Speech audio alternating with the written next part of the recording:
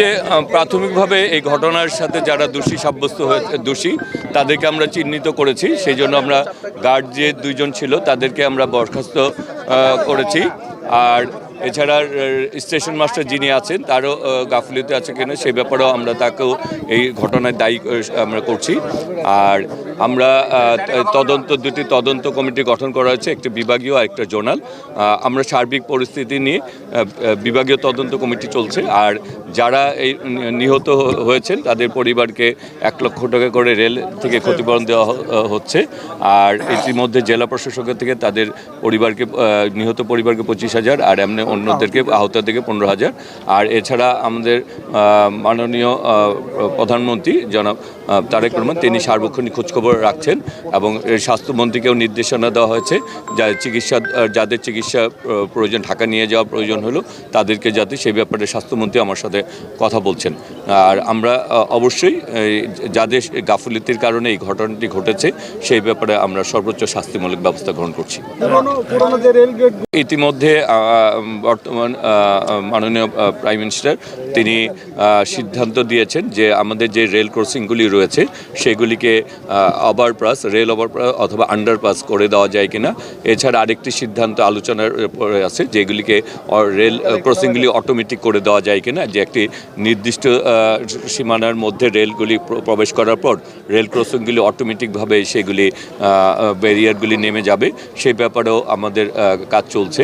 সুতরাং আমরা আমাদের বর্তমান সরকার এবং বর্তমান সরকারের মাননীয় প্রধানমন্ত্রী এই ব্যাপারে সিরিয়াসলি চেষ্টা করছেন যে এই ধরনের দুর্ঘটনার থেকে কিভাবে আমাদেরকে রক্ষা করা যায়।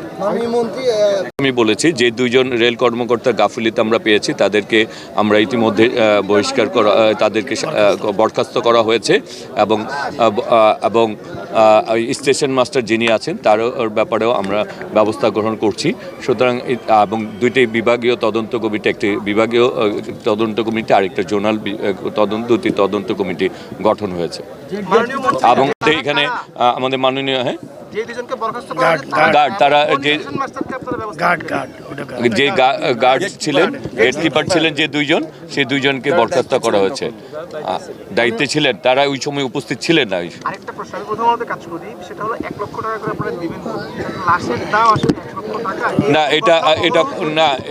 এটা তো আমি বলছি যে এটা কখনোই কোনো লাশের দাম 1 লক্ষ হতে পারে না। সেই জন্য যারা এই ঘটনার সাথে জড়িত তাদেরকে শাস্তি আনা হবে এবং সাথে সাথে এই এই দুর্ঘটনার থেকে কিভাবে রক্ষা করা যায় সেই জন্য এই রেল ক্রসিংগুলিকে আধুনিকীকরণ করার জন্য সরকারের ইতিমধ্যে সিদ্ধান্ত আছে। মাননীয় মন্ত্রী, যে রেল দুর্ঘটনা ঘটলে আমরা দেখি উদ্ধার কাজটা খুবই দেরি হয়। যেমন এখানে দুর্ঘটনা ঘটেছে, উদ্ধারকারী ট্রেন এসছে আখাউড়া থেকে, অর্থাৎ ব্রাহ্মণবাড়িয়া থেকে। অনেক দূর থেকে একটা উদ্ধারকারী ট্রেন এসে উদ্ধার করে দেখা যায় ঘন্টার পর ঘন্টা যাত্রীরা দুর্ভোগ পোহাতে হয়। উদ্ধারের বিষয়ে আপনাদের আমরা আসলে সেই ব্যাপারে আমাদের এর মধ্যে আমাদের সিদ্ধান্ত হয়েছে যে আমরা কিছু রিলিফ ট্রেন আরও একটি 4টা কিনা হবে এবং যাতে উদ্ধার কাজগুলি খুব দ্রুততম সময়ের মধ্যে করা যায়। আচ্ছা, আমাদের এই সরকার এসেছেন মাত্র মাসখানেক, এর মধ্যে কিন্তু আমাদের মাননীয় প্রধানমন্ত্রী কিন্তু সিদ্ধান্ত দিয়েছেন কোনো অ্যাক্সিডেন্ট ঘটার আগেই যে রেল ক্রসিংগুলিকে আধুনিকায়ন করা এবং সেগুলিকে আন্ডারপাস ওভারপাস করার সিদ্ধান্ত। এই সিদ্ধান্ত কিন্তু এখন এই ঘটনা ঘটার পরে না, আগেই সিদ্ধান্ত হয়েছে। তার মানে কি আমাদের সরকার এটি নিয়ে গুরুত্ব সহকারে চিন্তাভাবনা করছেন এবং বাস্তবায়নের চিন্তাভাবনা আছে। যারা নিহত হয়েছে তাদের পরিবারকে 1 লক্ষ করে টাকা ক্ষতিপূরণ দিব।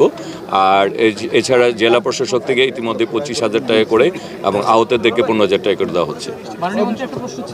আমি বলেছি যে মাননীয় প্রাইম মিনিস্টার তিনি ঢাকাকেও যানজট মুক্ত করার জন্য কিন্তু তিনি এই সিদ্ধান্ত দিয়েছেন এবং ঢাকার আশেপাশে যেগুলি, তার মানে এই কাজটি সমীক্ষার আকারে রয়েছে এবং এটি বাস্তবায়নের জন্য নির্দেশনা রয়েছে। অবশ্যই বর্তমান সরকার হচ্ছে জনগণের ভোটে নির্বাচিত সরকার।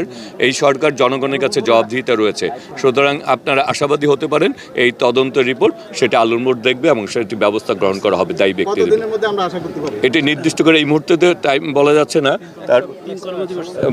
তারপরে যেহেতু এখানে সচিব, ভারপ্রাপ্ত সচিব সাহেব এবং ডিজি সাহেব রয়েছেন, রেল মহাপরিচালক, ওনাদেরকে আমি জিজ্ঞেস করেছি, ওনারা বলেছেন যে 1 সপ্তাহের মধ্যে তারা এই রিপোর্ট পাস করবে।